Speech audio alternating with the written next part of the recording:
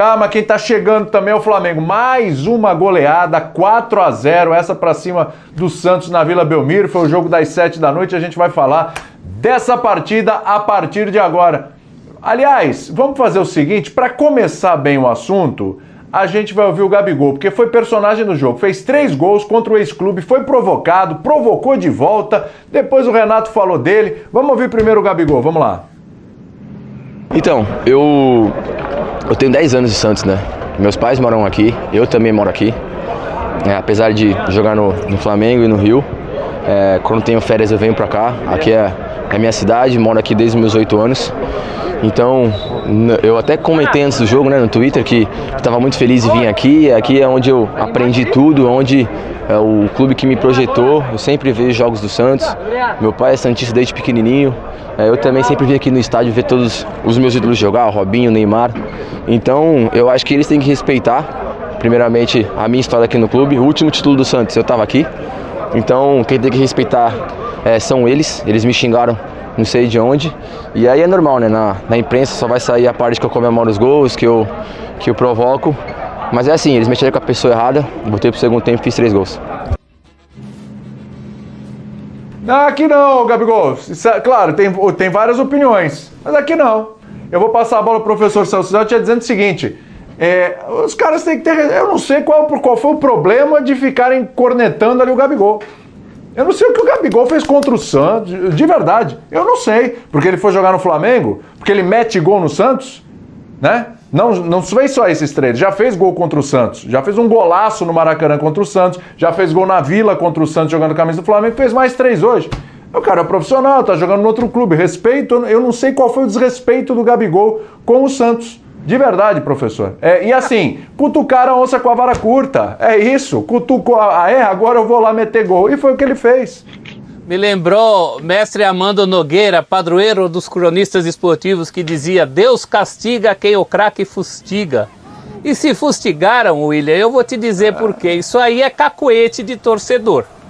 Cacuete de torcedor cego, que tem mágoa de quem sai do time, fica chamando de refúgio. Claro que não é caso do Gabigol, mas quantas vezes eu já vi na minha vida de torcedor aquele desabafo, né? A torcida do Corinthians chegou a chamar o Rivelino de ruinzinho do parque. Você imagina a quantas chega a mágoa do torcedor. E desse tipo de torcedor em tempos de pandemia é uma coisa assustadora, né?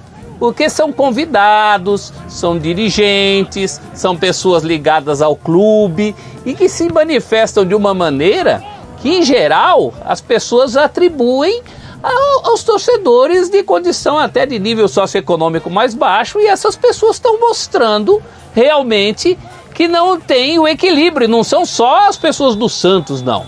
De todos os clubes. A gente tem, por exemplo, muito jogo com problema em Fortaleza. Já tivemos problemas envolvendo o próprio pessoal do Flamengo. Isso daí é geral. Isso daí é geral. E o Gabigol pagou na moeda que ele tem que pagar, que ele sabe pagar com muita competência, incluindo a cobrança de pênalti, que é uma qualidade hoje dele muito, muito forte, né? Um pênalti que a gente vai aqui ainda discutir. Eu, por exemplo, acho que não foi. O Gabigol também foi ajudado ali por algumas falhas individuais, mas muito motivado por essa situação, né, William? Uma situação exagerada, reverberou-se muito ali, de fato. Qual foi o pecado do Gabigol? Qual foi o erro do Gabigol? Trocar de clube, trocar de camisa, uma coisa muito comum no futebol, né? Não há desrespeito nenhum. E eu acho que ele foi muito bem quando ele vira para dirigente e fala, né? E vocês? Quando falam para ele respeitar o Santos, quando ele vira para dirigente e fala, e vocês? Ele dá um recado muito direto para gente que deveria respeitar o Santos de outra maneira. Então, não, só pra gente contextualizar, né, quer dizer, a reclamação toda veio num lance em que o Gabigol pediu o cartão amarelo pro jogador do Santos e tal. O problema de tudo isso que a gente tá discutindo é que, e a gente acaba até normalizando, porque de fato no Brasil tem sido assim, é que a gente tá falando de torcedor em um jogo de futebol que não deveria ter torcedor, que não tem torcedor. Teoricamente, ninguém pode torcer os que estão ali nas tribunas. Então, já foi assim no jogo contra o Grêmio, né? E aí, claro, que o foco fica em cima do jogador, que é uma estrela e que responde, que pode ser marrento, pode ser isso, pode ser aquilo. Mas o grande problema que tem acontecido em todos os jogos, de praticamente todos os times, com todos os dirigentes, é que os dirigentes acham que estão liberados para ficar torcendo, para ficar xingando o jogador adversário, para ficar cobrando o juiz, né, para ficar reclamando disso ou daquilo.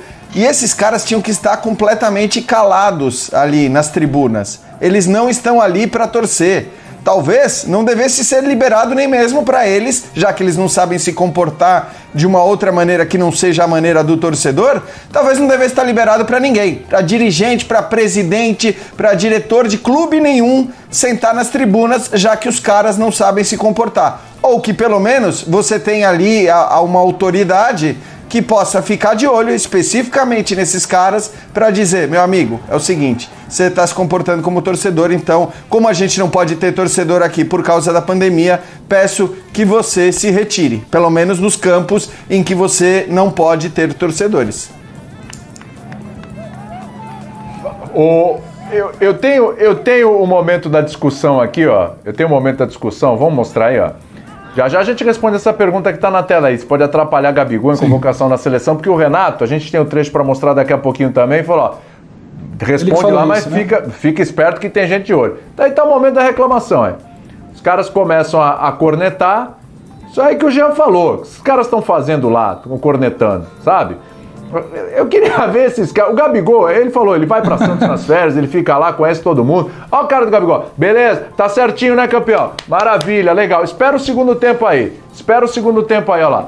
E os caras cornetando. Aí o Gabigol tá passeando nas férias, tá na rua lá em Santos, tá, não sei o que, os caras não fazem isso. Eu quero ver eles fazerem isso. Não tem que fazer, né? Não tem que fazer. Evidentemente, em nenhum momento tem que fazer. Mas aí tá lá e vira tudo leão, né? São leões, estão lá e tudo. Aí eu quero ver. É um absurdo. Primeiro, o que o Jean falou, ter os dirigentes ali. Segundo, esses caras ficarem cornetando um jogador que quando esteve no Santos foi ótimo, ganhou título com o Santos, gerou renda, gerou dinheiro para o Santos quando foi vendido. Aliás, foi uma boa negociação, uma bela negociação. Depois ainda voltou, foi bem de novo com o Cuca. E depois foi pro Flamengo, o Santos não tinha como pagar o empréstimo, o Santos não tinha como pagar o Gabigol. Aí o Santos não tem dinheiro para pagar o Gabigol, aí a gente tem que olhar pro outro lado, né? Ah, por que não tem dinheiro? Aí é uma outra conversa, né? Mas o Flamengo tinha sobre aproveitar e o cara virou ídolo no Flamengo. Fala aí, ô Pedro. Não, só para complementar, tava até trocando mensagem com o nosso Mendel Bidlovski, que ele tava na Vila hoje, eu tava tentando entender, até pra gente traçar um cenário completo. E aí ele falava, Pedro, eu acho que não é de gente de diretoria. É um camarote de convidados, não é diretoria. Mas quem seriam esses convidados? Aí até que no final do jogo ele falou, Pedro, são conselheiros. Então assim, isso diz muito sobre o cenário, né? Não tem que ter diretoria, se é que tem que ter, é um outro, é o cara que trabalha com futebol. É o que o Jean falou, se porta como torcedor tem que ser afastado. Quem tem que estar ali é o mínimo do mínimo envolvido no jogo. E a política do Santos, que você conhece tão bem, William, permite isso, essa distribuição de cortesias, de convites, porque você precisa cercar por todos os lados para evitar uma pressão que é quase que diária em função da má gestão. Então, assim, com todo respeito, quem tem que respeitar o Santos é o Gabriel também, mas é muito mais esse tipo de jogador. E a gente tem muitas questões para debater sobre o comportamento do Gabriel. Certamente, a mais grave delas não é a resposta que ele dá. O jogador não tem sangue de barata. O Gabriel é assim. O Gabriel, quando provocado, ele responde. Ele não quer saber se tem câmera, se tinha que ficar calado, se tem algo que deveria ser um comportamento um pouco mais correto ali, ou polido, não. E ele vem sendo atacado constantemente, e a gente precisa trazer o lado do jogador também. No meio de semana contra o Grêmio, o Gabriel foi chamado de marginal. Ele foi chamado de filho de uma boa mãe. Ele é ofendido sistematicamente em todos os jogos fora do Rio de Janeiro, quando o Flamengo é visitante. Então, assim, a gente precisa entender também um pouco a cabeça desse cara. E o Gabriel incomoda porque ele faz gol, principalmente por isso. É o cara que no Brasil hoje mais participa diretamente em gols, seja em gols ou seja dando assistência. Então o Gabriel, ele incomoda por isso. E o torcedor que se preocupa, que se comporta como uma criança, como um adolescente juvenil, como um cara sem nível que está na arquibancada torcendo pelo seu time, torcedor não, o conselheiro, o dirigente, gera isso. É um cara cansado dessa, escalada de ameaças, de xingamentos, de ofensas.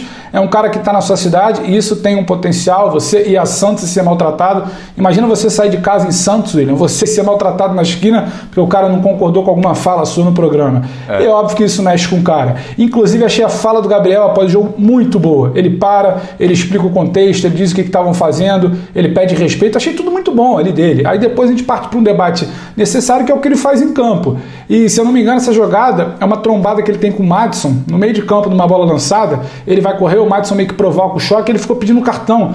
Algo completamente normal de jogo. Só que aquele grupinho estava esperando um motivo para xingar o Gabriel desde o início do jogo. Mal resolvido, porque ele está brilhando no Flamengo, porque ele é de Santos. Tem uma ponta, sabe, não é exatamente de inveja, mas é aquela coisa mal resolvida. Ele não está no clube que eles queriam, está no outro clube e está fazendo história. Então soma tudo isso e um cara que sistematicamente está ouvindo que é marginal, que é filho de não sei o quê, que tem que respeitar, até quando está só fazendo o seu. Então, assim, o problema está longe de ser o Gabriel hoje, William. Só para ouvir aí o Renato, Mauro, para eu poder passar para você. Vai lá. Eu vou colocar o Renato aqui, vou passar a bola para você, e a gente vai ficar no assunto Gabigol. Só estava pensando aqui, né? Olha, haja palavrão, haja xingamento e haja fôlego para esses conselheiros aí, porque é o Gabigol, é o Thiago Maia, é o Diego, é o Gustavo Henrique, todo mundo, é o Bruno Henrique, né, que não pôde atuar. Mas... É uma leva que eu vou te... Haja fôlego para esse pessoal, hein, porque olha, o que saiu de jogador do Santos que foi pro Flamengo, hein, em compensação os que vieram do Flamengo pro Santos, não quero nem falar. E provocaram o mais errado deles, como diz o Gabigol. Em vez de provocar o zagueiro, o volante, foram lá provocar o homem que faz... Não, foram no Gabigol. Ô Mauro, vamos ouvir o Renato, eu vou passar a bola para você, tá? Vamos lá. Às vezes ele encontra também os chatões do outro lado, né? Só a gente sabe o quanto ele é chatão aqui, né? Mas ele levou na brincadeira, até porque ele jogou aqui, conquistou também. Na época que eu jogava, eu sempre falava, no momento que o adversário está te provocando, porque eles te respeitam, eles têm medo. E eu acho que o mais importante de tudo, que não só eu, mas todo mundo fala pro Gabriel, para ele se preocupar somente em jogar, foi o que ele fez 3 gols, poderia ter feito até o 4º, 5º gol, mas está de bom tamanho, ele tem nos ajudado bastante. A gente segura um pouquinho ele, troca bastante ideias com ele, aconselho ele, justamente temos do cartão, para que ele não tome cartão, entendeu? Nem amarelo, nem vermelho, para que ele não prejudique a equipe e nem se prejudique, né? Porque eu falo para ele, tudo que ele faz dentro e fora do campo, o treinador da seleção brasileira também está observando. Então é preciso que ele tome cuidado com isso. Mas ele tem tomado cuidado, acho que a maior prova disso, o que ele poderia fazer em resposta às provocações, é fazendo gols. Eu falei para ele, faz o gol, é a melhor resposta, não tem que falar, você é o Gabigol, vai lá, faz o gol, ajuda a gente, ponto final. Foi o que ele fez no segundo tempo. Você acha que, por mais que nós estejamos dando razão aqui pro Gabigol, ou entendendo o lado do Gabigol, né, ô Mauro, você acha que pode atrapalhar? Esse tipo de comportamento já foi contra o Grêmio, foi hoje também, tá? Essas confusões podem atrapalhar um pouquinho ou não? Não, minha curiosidade é antes, quando o Pedro citou o Bendel e tal, dizendo que eram conselheiros e tal, é exatamente o que pediram, né? Aí depois o Pedro explicou que ele pediu um cartão, mas é óbvio que os caras só não gritaram respeito. Mas os caras não gritaram pra ele só respeita a sua casa, é aqui, respeita o Santos. Não gritaram só isso, né? Deve ter tido alguma coisa, né, Pedro? Igual teve lá do outro. Não ficou só nisso, senão ele não ficaria sinalizando lá, falando com a mão, espera aí que vocês vão ver e tal. A coisa deve ter passado do ponto. Não ficou só no respeito. Agora, eu acho que por mais que o Renato fale, a gente já conversou sobre isso, o comportamento do Gabigol, sei lá, é muita personalidade dele, é muito difícil segurar. A boca do Gabigol, os gestos, é difícil. Acho que o Renato tem sim a obrigação de falar com ele diariamente para ele não prejudicar com esse tipo de atitude o time com cartões e ficar fora de repente de jogos importantes por causa de uma bobagem, um erro infantil dentro de campo. Com relação à seleção, claro, o Renato tem razão que o Tite está observando, mas não acho que é esse tipo de coisa aí. Vai chegar agora segunda-feira e vai se apresentar e o Tite vai chamar para falar, pode ser até ser, Gabigol, para com isso e tal, imagina que você faz isso aqui na seleção, também podem te xingar, aí você pode ser expulso. Eu acho que essa preocupação tem, pode ser que o Tite vai fazer, não vai deixar de convocar por isso, mas também talvez tenha o mesmo papo do Renato. Pô, você reage, você faz uma bobagem, aí eu ponho você no jogo importante, perco você pro jogo seguinte, isso sim, sabe? A gente viu lá atrás, com o Mano, né, era o Mano na seleção, deixou de levar o Neymar quando teve aquele problema com o Dorival, mas aí era um problema muito mais sério, né, de indisciplina, não vou sair de campo e tal, e aí eles acharam que naquele momento o Neymar merecia, vamos dizer, um castigo assim e tal. A preocupação do Tite vai ser meio parecida com a do Renato, em que ele não prejudique a seleção, sabe, levando uma punição desnecessária. Agora, Renato vai gastar muita lábia, porque o Gabigol é isso aí, cara. Ele é isso aí. Não vejo o Gabigol quietinho dentro de campo. Não vejo. Acho muito difícil ele ficar calado, viu, Jean? Então, Mauro, mas eu acho legal e assim, e até vou fazer elogio ao Renato, porque assim, em geral as entrevistas do Renato acho que não acrescentam muito, né? São entrevistas meio com clichês sobre vitórias ou derrotas e tudo mais, e achei que ele foi bem nessa. Acho que assim, todo mundo aqui, né, já falei bastante que o absurdo pra mim do episódio não é a reação do Gabigol, eu acho que o maior absurdo é que você tenha torcedores onde você não devia ter torcedores. Mas eu acho que o Renato vai bem ao não defendê-lo completamente, ou pelo menos a não deixar de fazer uma ressalva no comportamento do Gabigol, porque ele sabe que isso é do interesse dele, Renato. É o que você está falando, Mauro. Ele sabe que, no fim das contas, com razão ou sem razão, provocado ou sem provocação, uma reação do Gabigol num jogo, durante o jogo, no intervalo, ou até mesmo do ponto de vista de ficar marcado depois, não traz nada de positivo para o Flamengo. Então eu acho que o Renato, ele fala da seleção, ele fala do Tite, mas ele tá pensando no próprio Flamengo, né? Ele tá pensando assim, eu não vou dizer aqui que o Gabigol tá certíssimo e ficar respondendo tudo que ele quer e tudo bem, haja como quiser porque os errados são os caras, porque no fim o Renato sabe que esse tipo de comportamento em algum momento pode ser prejudicial para o próprio Flamengo. Sem dúvida.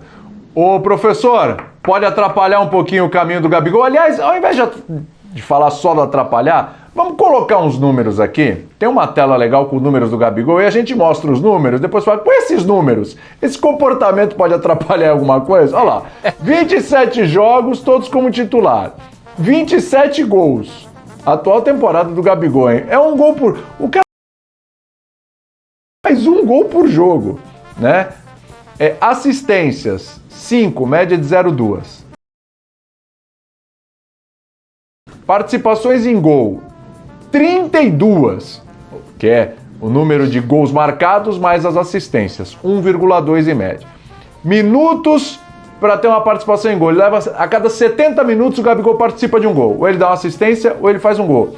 A gente olha uma tela dessa, professor, não é um desentendimento ali com torcida ou com dirigente que vai atrapalhar. Olha só, no ranking do Flamengo, ó, números dele no jogo contra o Santos. Ele foi o cara que mais fez gols, o cara que mais finalizou, e olha, 50% de aproveitamento das finalizações, é um belo aproveitamento, né? E finalizações no gol. Das 6 finalizações, 5 foram na caixinha. E foi o melhor do jogo. Quer dizer, eu olho essas duas telas, professor, e para mim não tem esse tipo de comportamento que possa atrapalhar o Gabigol, acho que em termos de seleção brasileira. Tanto é que já foi convocado, né? A gente tem que ter o cuidado que o Renato teve nessa entrevista, né? Isso não pode ser uma carta branca para o Gabigol fazer o que quer. E não vamos esquecer que são muitos episódios com histórias diferentes. Tem episódios em que ele tem menos razão do que teve hoje, ou menos justificativa. Então essa variedade de... Porque sempre tem uma, né? Sempre tem uma história, ou é a discussão na saída de campo lá com o zagueiro, ou tem caso que o jogador de time menor se sentiu ofendido, tem outros casos que são com o juiz, aquela história do juiz voltar e dar o cartão, ele é reincidente nisso. Então nesse tipo de coisa eu me pego mais do que especificamente no episódio de hoje. O episódio de hoje, como a gente já discutiu aqui, se ele não tem justificativas, pelo menos ele tem explicações. Mas não é em todo episódio que acontece isso. Tem também, aí no acumulado do Gabigol, alguns episódios de maturidade, de marra excessiva, de iniciativas dele o que não aconteceu hoje. Hoje a iniciativa não foi dele. Hoje eu encaro como uma reação a algo que nem deveria ter acontecido, porque ele deveria estar lá no campo jogando. Esses caras deveriam estar lá cornetando? Não. Então é uma situação totalmente diferente. Mas também não dá para descolar de uma sequência de coisas envolvendo o Gabigol e que devem ser vistas. Até porque Professor, a gente quer, é isso aí do Gabigol. Fala, Mauro. Professor, não, acho que você tem toda a razão a ponto de ir ficando marcado, né? Tem jogador que fica marcado porque simula muita falta, jogador fica marcado por isso, por aquilo. E aí, às vezes, o árbitro já fica assim. Por exemplo, ele entrou para abraçar o Rodinei naquele jogo. Tudo bem, ele não podia invadir o campo. Mas se não fosse outro, talvez ele não tivesse tomado o cartão. O cara olha e fala, já tinha que partir do Gabigol essa atitude. Você entendeu? Eu acho que isso vai ficando marcado e às vezes ele se prejudica de bobagem. Talvez um outro jogador que invadisse lá 2 metros do campo para dar um abraço do Rodinei, o cara fazia de conta que não via. Como é o Gabigol, talvez o cara já tá... a ele, tá vendo como é esse cara? Essas coisas ele tem uma má vontade. E fica marcado de bobeira, né, Mauro? Exatamente. Quando acontece um episódio como esse, sim, se não souber separar, eu acho que à noite, mesmo muito anti-rubro-negro aí, deve estar falando, é sempre o Gabigol, começa a misturar tudo. Por quê? Porque ele tem uma vida pregressa também, com algumas outras marras, para as quais a gente não pode fechar os olhos, né? Não, ele é o chato, né? Professor, eu acho que você tá... lá, né, Pedro? Renato falou, é o chatão, né? O Renato já falou que ele é o chatão, né? Eu acho que o professor listou bem. Gabriel é um chatão, como o Renato diz, não que eu ache isso. Gabriel vacila, Gabriel escorrega, Gabriel provoca adversário, Gabriel sai reclamando do banco, não dá entrevista, Gabriel precisa ser contido por vice-presidente, Gabriel é marcado por juízes. Eu acho isso tudo. E quase sempre somos os primeiros aqui, acaba o jogo, começa o programa, a gente pontua aqui. Por isso que eu acho que a gente precisa deixar tão claro quando o Gabriel não tem que assumir esse BO, levar essa conta. E eu acho que um cara que tromba com um jogador no meio de campo e pede cartão ao juiz, que é o lance mais normal do jogo, eu acho que nada pode explicar um comportamento como o Jean bem disse. Eu acho que a gente pode recuperar todo o histórico do Gabriel. Só que às vezes me parece que recuperar o histórico do Gabriel é algo como, mas também, né, a galera tá gritando, ele tá marcado porque ele já fez isso lá atrás.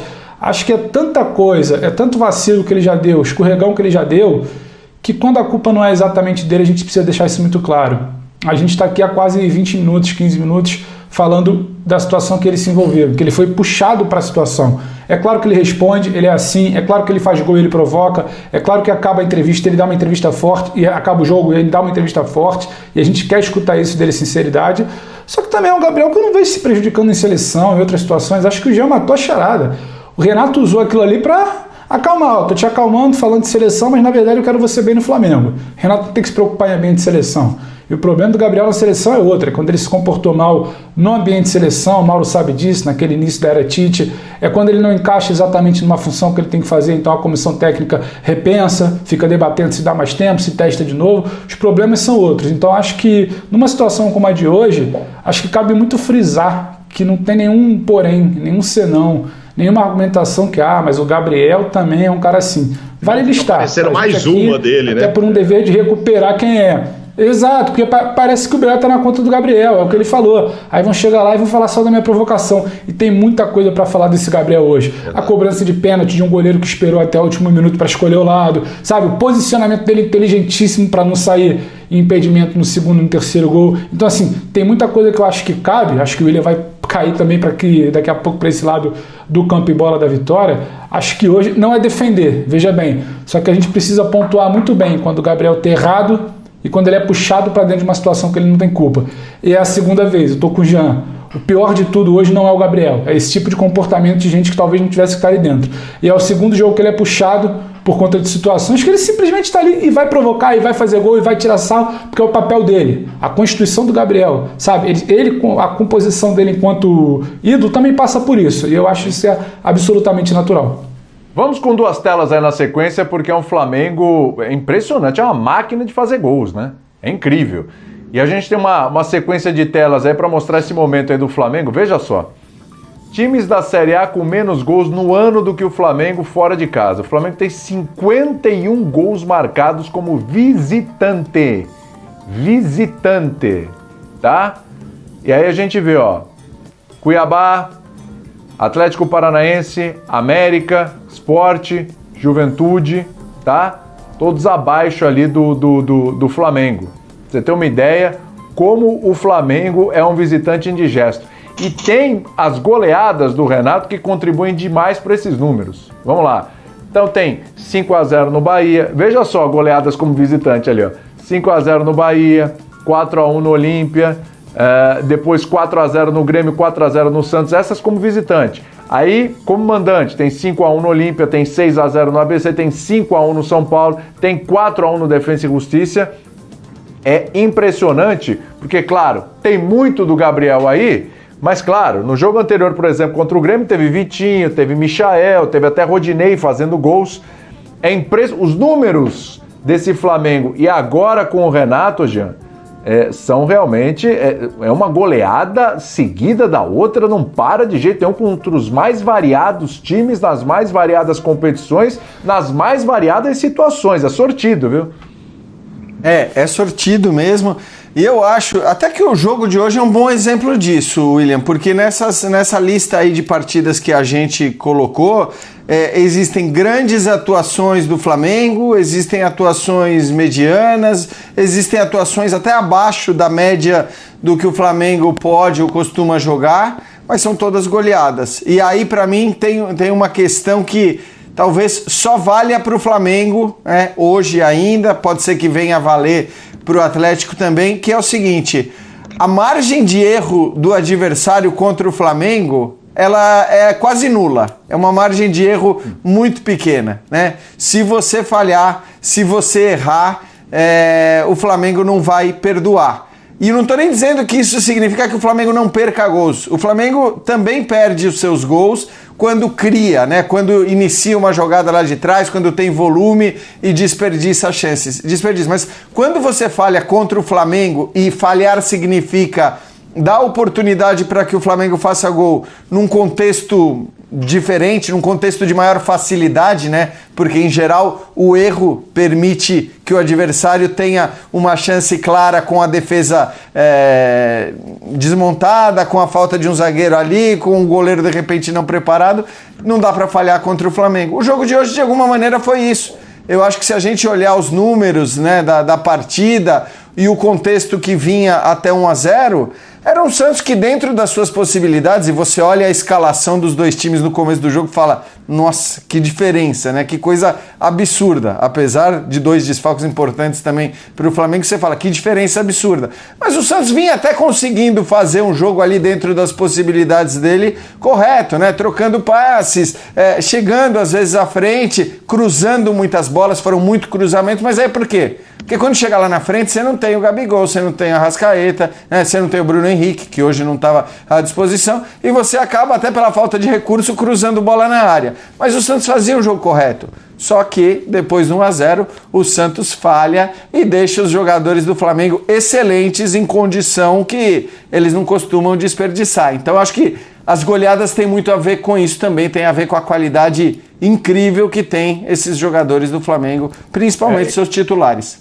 E não dá nem pra pensar, né, professor? Assim, vira o primeiro tempo. Vamos lembrar que aquele jogo do Corinthians não entrou na história das goleadas também, porque o Flamengo deu aquela segurada na emoção no segundo tempo e tudo, porque senão poderia ter entrado também. Agora, professor, não dá nem pra parar pra pensar o seguinte, né? Terminou o primeiro tempo 0-0, beleza, seguramos, tudo certo e tal, porque os dois últimos jogos aí provam que, olha, 0-0 no primeiro tempo não quer dizer nada. O Flamengo vem pro segundo e goleia. Foi assim com o Grêmio, foi assim com o Santos. Atenção máxima até o fim, né, William? O fim do primeiro tempo hoje, o sentimento é que o time do Santos eram os heróis da resistência e que precisariam continuar resistindo até o fim. Como resistiu, por exemplo, o Internacional. Talvez tenha sido o último time que não cometeu as falhas às quais o Jean se refere e se saiu bem, muito bem, goleando o Flamengo. Aquilo foi fora da curva. Você citou o jogo com o Corinthians, aquela é uma goleada moral, né? Quem viu o jogo sabe que, por exemplo, o Flamengo esteve até muito mais perto de construir uma goleada naquele dia do que propriamente hoje. Hoje a goleada se fez.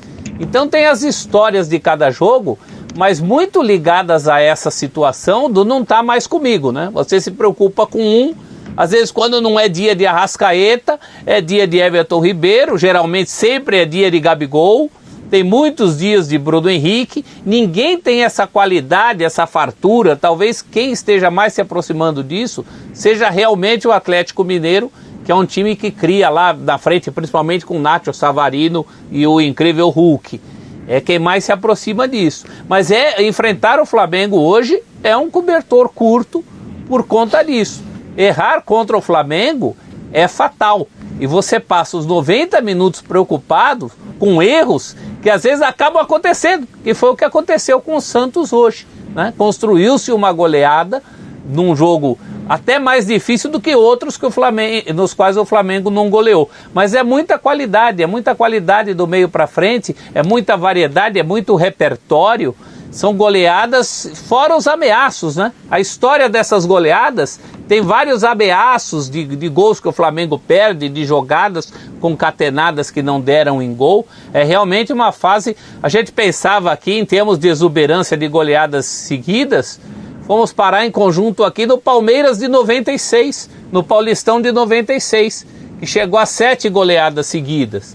Nós mostramos aí uma tela que já tem 8. É muita coisa para o futebol atual. Sim. Olha, a gente está chegando na reta final do Linha de Passe, tem mais 3 minutinhos aqui. Eu não queria deixar de colocar no ar um trecho do Fernando Diniz na coletiva. Porque... Bom, eu não vou antecipar. Veja aí o que disse o Fernando Diniz aí sobre a goleada. Não perdeu por causa do árbitro, mas assim, vale ressaltar o árbitro. Toda vez que apita o jogo do Santos, é assim. O jogo até os 20 minutos do segundo tempo, a gente fez um jogo equilibrado no Flamengo, a gente estava jogando bem, então jogou mal o segundo tempo. A gente tomou o gol, continuou em cima, tivemos chance de empatar. Foi um escanteio nosso no segundo gol, que a gente teve chance de matar a jogada ali e não matamos, que o Gilson era um escanteio nosso que mostramos no segundo gol. E falhamos, assim, coisa que a gente não falha no terceiro e quarto gol do Flamengo, a gente errou, cometemos erros que a gente não costuma cometer. Praticamente entregamos o terceiro e quarto gol, e aí definiu o placar de 4-0. Essa é a minha leitura do jogo. E tem um gol de pênalti super questionado. Então, os 4 gols que o Flamengo fez, a gente teve 2 que a gente entregou e um pênalti extremamente discutível. E a gente tem que pensar pra frente. O time não é utilizar aquilo que teve de bom, que a gente está fazendo de bom, e corrigir os erros. Agora, os erros que a gente cometeu não são erros que a gente vai treinar para corrigir, são erros que a gente nunca comete. Primeira vez que a gente, o terceiro e o quarto gols foram erros que a gente não deixou aqui, a gente não tinha cometido erros dessa natureza. Acabou cometendo hoje com um time que não costuma perdoar quando a gente comete esse tipo de erro. Dá para resumir nisso? Um gol num pênalti que não existiu, até acho que não foi pênalti mesmo, mas um pênalti que não existiu e 2 falhas ali que o Santos não consegue cometer, então foi 1-0 para o Flamengo, Pedro. William, eu vou tentar não levar no tom do deboche, porque a vontade é essa, e vou tentar falar rapidamente. O Diniz, ele parece que ele tem dois estágios de trabalho. Quando ele chega e tenta colocar as ideias dele, e depois, quando as ideias não conseguem mais apresentar uma mínima evolução, ou ele reclama de peças, ou ele reclama de problemas que só ele vê, e aí ele começa a brigar com certos fatos. Antes mesmo do jogo, acho que o repórter Caio Maciel do Premier pergunta pra lá de razoável, né? O time não vinha bem, o que tinha que fazer para melhorar? Ele ficou completamente ofendido com a pergunta. Então já mostrava seu destempero que foi finalizado na coletiva. E não foi nada disso. Eu também acho que o pênalti não foi, mas o Flamengo não ganhou só por isso. E nem só porque a zaga entrega. A zaga entrega porque tem um Flamengo que, na metade final, na etapa final, no terço final de jogo, seguia pressionando. Aos 40 do segundo tempo pressionava. É um Flamengo que, como disse o Jean, o professor, é letal. É um Flamengo que joga de uma maneira até diferente. Se antes construiu o resultado a partir de um ritmo avassalador, ele agora tenta abrir um caminho. Quando sai o primeiro gol, ele chama o adversário e agora tem um contragolpe muito bem feito, cada vez mais letal. Precisa de muito pouco para finalizar. Erra muito pouco, sabe ser cada vez mais letal. Então não é por causa de pênalti mal marcado e por causa de zagueiro entregando que o Flamengo ganhou. E se o zagueiro entregou é porque tinha um time pressionando também. É o Diniz parar de ver o futebol sobre a ótica apenas dele, achar que somente ele trabalha, somente ele tá certo, que mais ninguém vê futebol e que somente ele ganha ou então deixa de ganhar. Mas antes de eu passar para o Mauro, que ele pediu a palavra, que parece que ele tem coisa aí para dizer. Mauro, eu tenho que ir pro intervalo bem rapidinho, por favor, para eu também não ficar devendo essa para você. Vamos lá. Não, acabei de receber uma mensagem agora, já passada da meia-noite, de uma pessoa completamente envolvida no processo do Willian no Corinthians, e a mensagem é o seguinte: 99,9% acertado. Eu falei, posso dar isso? Posso bancar? Não fala ainda não. Eu falei, pô, mas 99,9%?